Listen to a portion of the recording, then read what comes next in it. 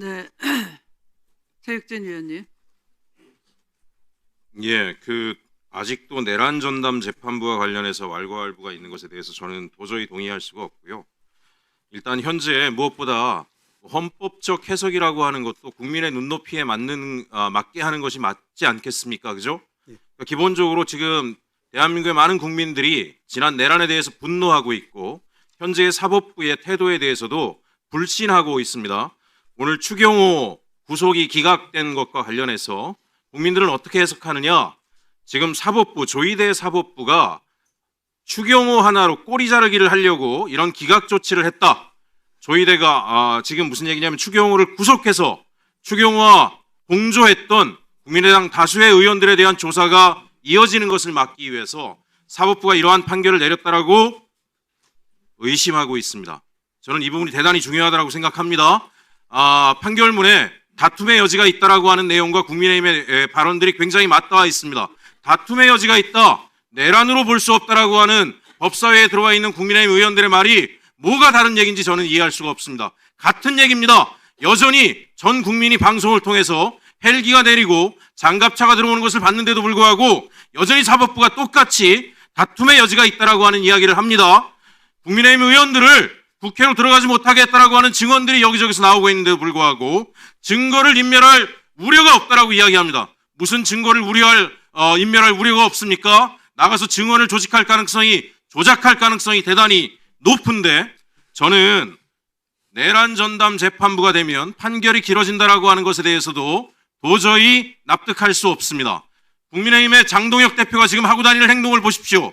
오늘도 여기저기 대중 집회에 나가서 민주당의 폭주가 계엄을 일으켰다, 내란을 일으켰다라고 이야기를 하고 있습니다.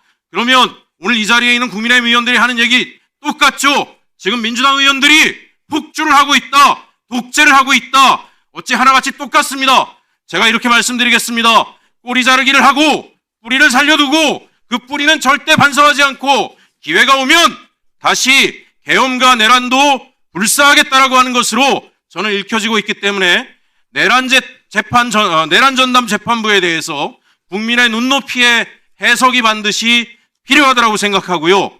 본 의원은 이번 내란 전담 재판부에 대한 특별법뿐만이 아니라 법원 조직법 자체를 개정을 해서 지금 소위 내란 내지 외환처럼 민주헌정 질서를 유린하는 중대범죄에 대해서는 상설적으로 전담재판부를 구성할 수 있도록 하는 법안을 개정안을 제출한 상황입니다. 오늘 이 자리에서도 저는 법원행정처장님이 말을 계속 빙빙 돌려서 하시는 것에 대해서 심각한 우려를 하고 있습니다. 여기에 대해서 다시 한번 말씀드리지만 국민적 눈높이에서 분명한 판단을 하고 협조를 해주셔야 됩니다. 예, 제 시간이니까 송석준 의원님 제 질의를 방해하지 말아 주십시오.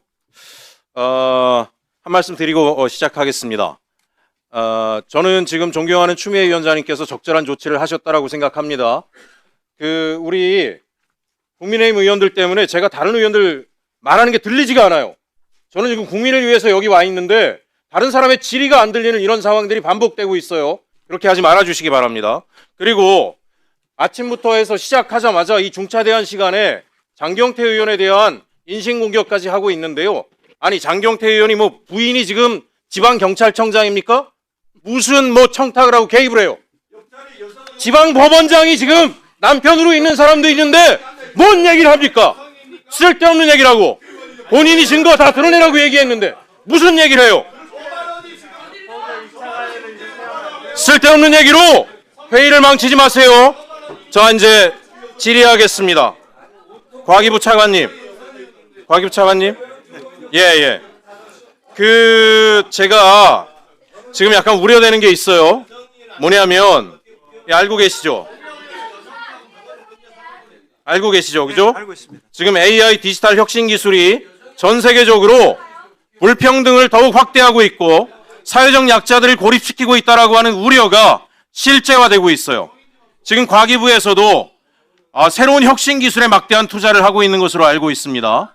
이 문제가 굉장히 더 확대될 수 있어요. 대한민국도 지금 불평등과 격차의 문제가 더 이상 방치하기 어려운 수준에 가 있습니다. 물론 올해 지금 과기부 예산 보니까 사회문제 해결 R&D 예산을 한 30% 늘렸어요. 맞습니다. 저는 거기에 대해서 긍정적으로 생각을 하긴 합니다. 그런데 이것이 그냥 예산 매푼 늘리는 거로 끝날까봐 우려가 돼서 제가 질의를 합니다.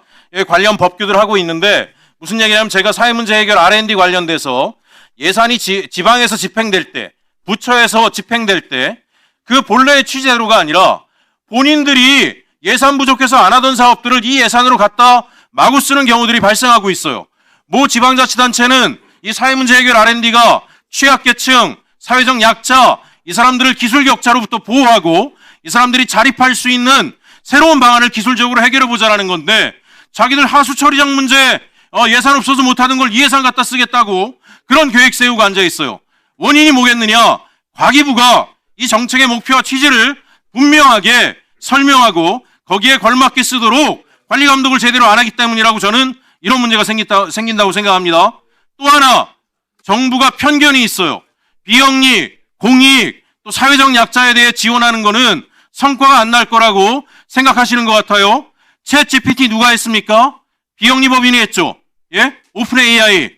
거기 예산 투입되고 나서 정부 예산 안 들어갔지만 얘네들은 조경환 위원장님 제가 방해를 받기 때문에 1분만 더 할애해 주십시오.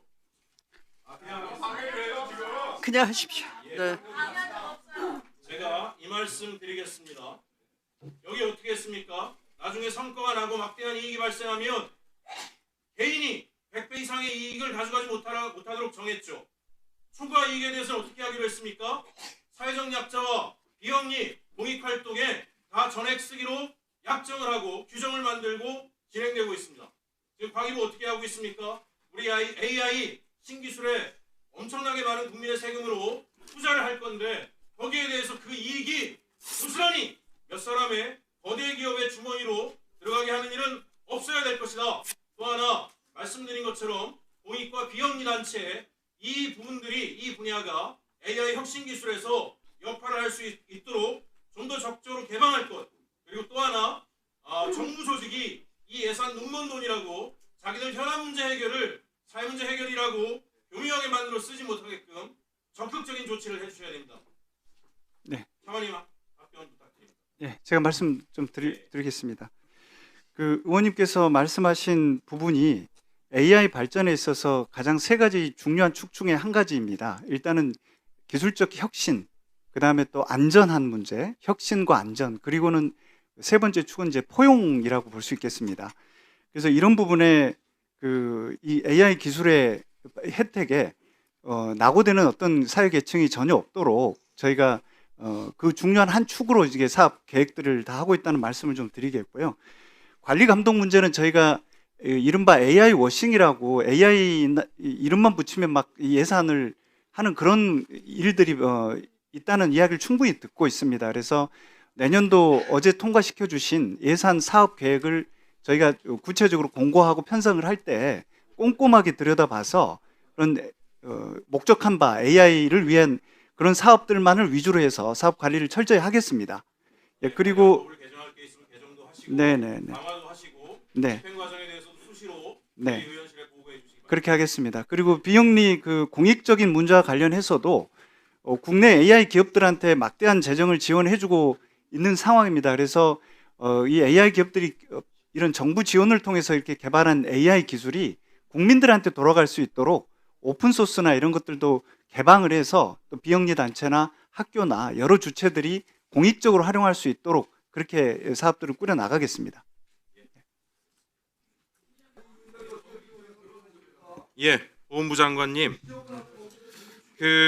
지금 법 개정을 통해서 준보훈병원을 확대해서 제주하고 강원 지역에도 우리 국가유공자분들이 의료 서비스를 받게 하겠다라고 하는 것에 대해서 저는 적극적으로 공감하고 또 공공기관을 통해서 해서 공공의료기관 간의 유대도 만들어지는 것은 굉장히 긍정적이라고 봅니다.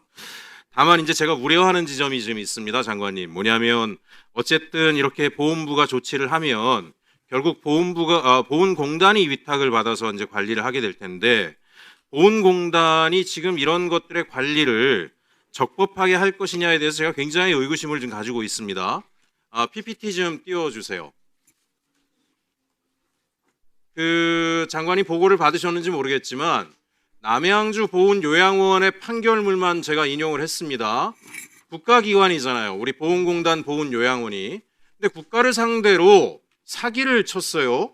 조리원 업무를 전담하지도 않는 사람을 실제하는 것으로 해서 요양급여를 1억 5,500이나 받아내고 보조원 운전사를 수행한 사실이 없는데도 6,600만 원씩이나 받아냈습니다.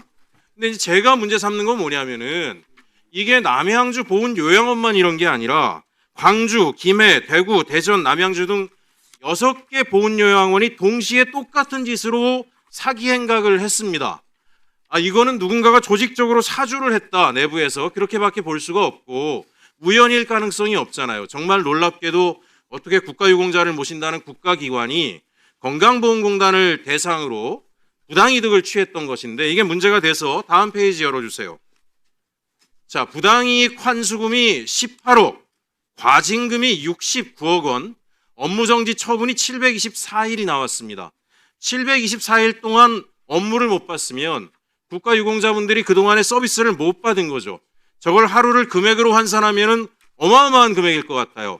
100억이 훌쩍 넘어가는 금액인데 제가 지금 문제 삼고 있는 건 뭐냐면 윤석열 정권 시기 내란 시기에 슬그머니 보험공단이 이걸 퉁치고 갑니다. 조용히 덮고 가요.